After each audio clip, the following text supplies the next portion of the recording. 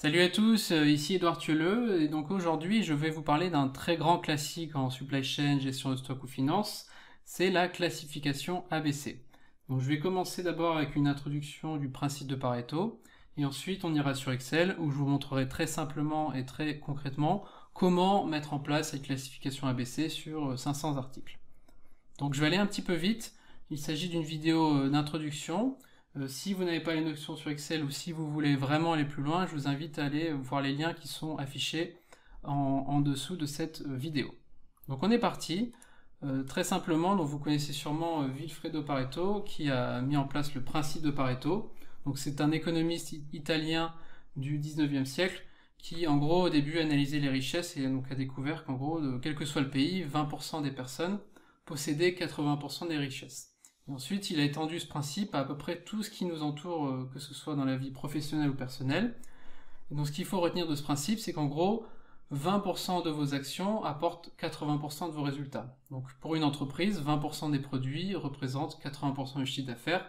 Mais même dans la vie privée, vous pouvez faire le calcul, 20%, vous allez passer 80% de votre temps avec 20% de vos amis, ou même dans votre frigo, vous allez utiliser 20% de vos aliments dans 80% de vos plats. Donc vous pouvez vraiment l'appliquer sur tout. Moi c'est vraiment un principe que j'utilise tout le temps. Et donc pour résumer du côté business, vous allez retrouver cette courbe-là, donc qui représente par exemple le pourcentage de vente en valeur et le nombre de produits. Donc vous allez voir qu'en gros 5% des produits représentent 40% du chiffre d'affaires et 20% des produits représentent 80% du chiffre d'affaires. Donc il est très important en tant qu'entreprise de se concentrer sur ce qui a de la valeur. Et l'erreur la plus classique, c'est de consacrer trop de temps sur ce qui n'a pas d'impact sur le business. Ok? Donc voici pour le principe de Pareto que vous connaissez probablement déjà. Maintenant, concrètement, comment le mettre en place sur Excel? Donc comment arriver à mettre en place ce genre de classification? Donc moi, j'ai mis en place ma propre méthode. Donc pour information, j'ai travaillé en supply chain ces 10 dernières années en tant que supply chain manager et en tant que chef de projet. Et donc je trouve que la méthode la plus simple c'est celle-ci. D'abord, vous devez récupérer vos historiques de vente et vos prévisions. Donc il est très important d'utiliser pour moi les ventes en valeur et non en quantité. Pourquoi en valeur? Parce que par exemple, si vous avez, moi je vous donne un exemple, j'avais des sachets plastiques, je vendais des millions de sachets plastiques. Oui, les sachets plastiques sont importants, mais ils n'ont pas de valeur pour le business, donc il ne faut pas non plus que se concentrer sur des produits qui n'ont aucune valeur. Donc je vous conseille simplement de récupérer les historiques de vente et les prévisions de vente si vous en avez, sachant que si vous n'en avez pas, mais concentrez-vous uniquement sur les historiques de vente, même si c'est moins précis.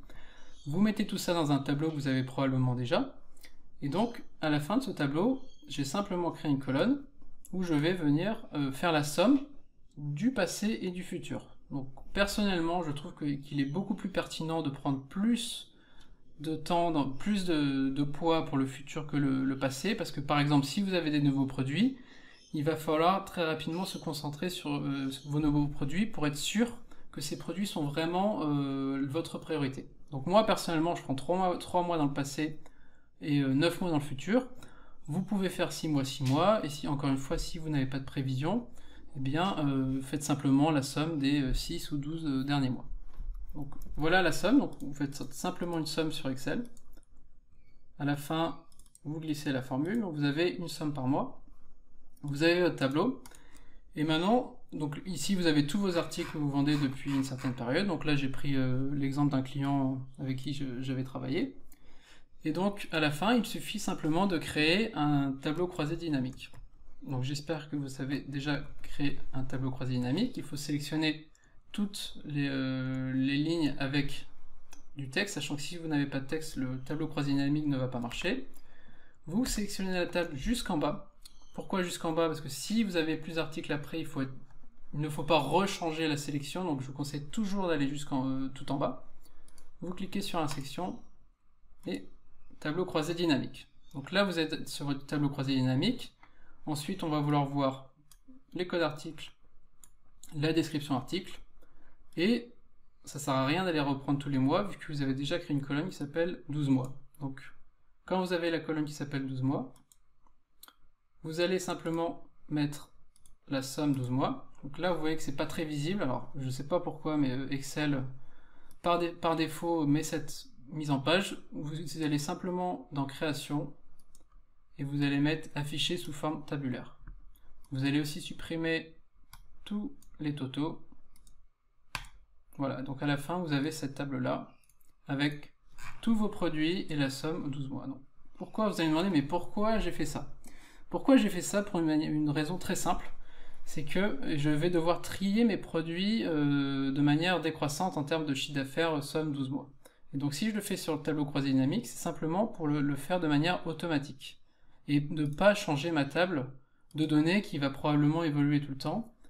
Et je n'ai pas forcément envie d'avoir de filtrer toujours de manière décroissante cette table. Par exemple, si vous avez des produits similaires, vous avez envie qu'ils soient à côté. Donc moi je travaillais dans l'industrie du sport, j'ai envie d'avoir tous mes t-shirts ou tous mes ballons de foot ensemble et pas mélangés par chiffre croissant. Donc tableau croisé dynamique, vous êtes dessus et ensuite il suffit d'aller dans options de tri supplémentaire et on va venir faire un tri décroissant sur la somme 12 mois. Donc là vous voyez maintenant j'ai tous mes articles sur ma somme 12 mois. Donc le premier fait 16 millions de dollars ou d'euros, ça dépend où vous travaillez dans le monde. Et voilà, donc vous avez votre table. Et maintenant, ce qu'il va falloir, c'est classer vos produits. Et donc, en gros, le premier produit, donc je vais l'appeler ID, ça va être 1, le deuxième, ça va être 2, etc., etc. Et donc, vous allez simplement venir glisser cette formule, enfin, ce n'est pas une formule, glisser ces numéros tout en bas de la table. Je vous conseille d'aller plus bas que la table si vous avez plus de produits, donc allez au moins jusqu'à 2-3 fois la taille de le nombre de vos articles. Et donc là, maintenant, vous avez le classement de vos articles. Donc, encore une fois, c'est très simple. La prochaine étape, donc on est là, je vais devoir rajouter le pourcentage article et le pourcentage chiffre d'affaires. Donc je vais simplement copier-coller pour gagner un peu de temps. Hop, je vais vous expliquer tout de suite. Donc la première chose à faire, c'est le pourcentage article. Donc le pourcentage article il est très simple, c'est juste pour information. Ça va être de compter quel est le pourcentage de mes articles par rapport au chiffre d'affaires. Donc ici j'ai mis une formule qui s'appelle nombre, et nombre elle va simplement compter le nombre d'articles que j'ai. J'ai simplement mis -1 pour ne pas compter la première ligne. Vous pouvez aussi exclure le vide parce que vous avez sélectionné la table plus que la table, vous avez été tout en bas de votre fichier Excel. Donc j'ai dans cette table 551 articles. Et mon chiffre d'affaires est simplement la somme du chiffre d'affaires. Donc là, on parle d'une entreprise qui fait 368 millions de dollars, donc une belle PME. Et donc maintenant, pour le pourcentage par article, on va simplement diviser ceci par ceci. Et donc vous allez bloquer la formule en appuyant sur F4 avec des dollars. Et donc là, vous allez voir le pourcentage de chiffre d'affaires. Le pourcentage d'articles, pardon. Donc vous voyez le nombre d'articles et le pourcentage. Maintenant, on va devoir faire le même avec le chiffre d'affaires. Donc, chiffre d'affaires, vous allez simplement diviser le chiffre d'affaires. Alors, vous voyez, quand vous cliquez sur un tableau croisé dynamique qui vous propose toujours ça, je vous déconseille de l'utiliser, parce qu'après, ça marche pas très bien. Donc, je vous conseille directement de taper le nom de la formule. Donc, ici, c'est D4, divisé par le chiffre d'affaires total. Et encore une fois, vous devez bloquer la formule pour ne pas avoir de décalage ensuite. Donc, ici, vous voyez que le premier produit, qui est la meilleure vente, l'article 668, fait près de 5% de chiffre d'affaires. Donc ensuite, il va falloir glisser, mais vous allez devoir avoir le chiffre d'affaires cumulé. Donc vous allez simplement venir additionner le pourcentage de l'article précédent. Donc là, on parle maintenant, la somme des deux premiers fait 7%. Donc le deuxième fait 2, le premier fait 1, la somme des deux fait 7%. Et vous allez simplement glisser cette formule. Je vous conseille encore une fois d'aller toujours plus bas que le tableau si encore une fois vous avez plus d'articles. Ok? Voilà, donc vous avez votre chiffre d'affaires, vous avez vos articles et vous pouvez déjà voir, donc on va bloquer hop, fichier volé. On peut déjà voir ici que vous avez déjà en gros votre répartition. Donc on est, quand on va à 40% par exemple, on est à 6% de vos articles. Donc on n'est pas si loin des fameux 5,40. Et si on va sur 20,80, on est à 26,80. Donc vous voyez, on est toujours assez proche du principe de Pareto. Ce n'est pas une science exacte, mais on est assez proche. Donc maintenant, ce qu'il va falloir faire, c'est mettre en place vos codes ABC. Donc ça, c'est très simple. Je vais reprendre juste cette petite table que j'ai déjà faite. Hop. Hop. Peu importe. Donc ensuite, il va falloir simplement mettre une petite formule pour mettre en place votre classification ABC. Donc je vais la reprendre. Elle est là. Hop. Donc elle est ici. Donc en gros, je vais vous l'expliquer simplement. Ma formule dit simplement. Donc si mon pourcentage de chiffre d'affaires cumulé est inférieur à K2, donc K2 à 40%, alors c'est un code A. Donc en gros, si j'ai moins de, s'il fait partie du top des 40%, des 40 premiers pourcents, c'est un code A. Sinon, alors si mon chiffre d'affaires n'est pas inférieur à 40 mais est inférieur à 80, c'est un code C. Donc on prend le code C. Sinon, je vais juste regarder s'il est non vide, parce que je veux pas avoir ici, vous voyez que j'ai plein de données qui n'ont pas d'informations, donc je veux pas avoir de code ABC sur ça. Donc si ma cellule est vide, si je n'ai pas d'article, je mets rien, et sinon c'est un code C.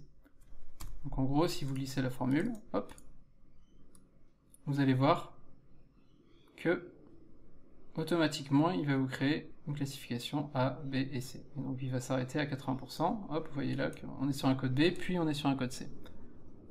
Ok? Donc je vous laisse la formule, elle est assez longue, mais finalement elle n'est pas très compliquée. Et donc voici comment trouver vos codes ABC.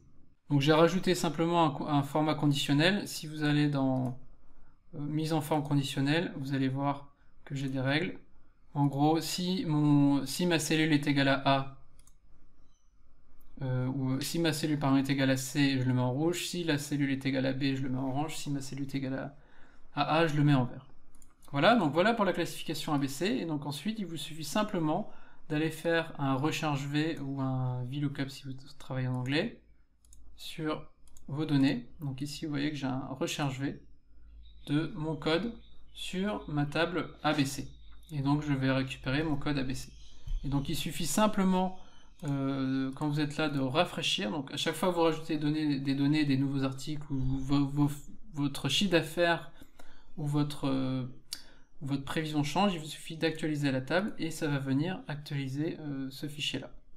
Donc après, si vous voulez obtenir ce graphe, il vous suffit simplement d'aller sélectionner votre table. Donc ne sélectionnez pas toute la table que à partir du moment où vous avez des articles.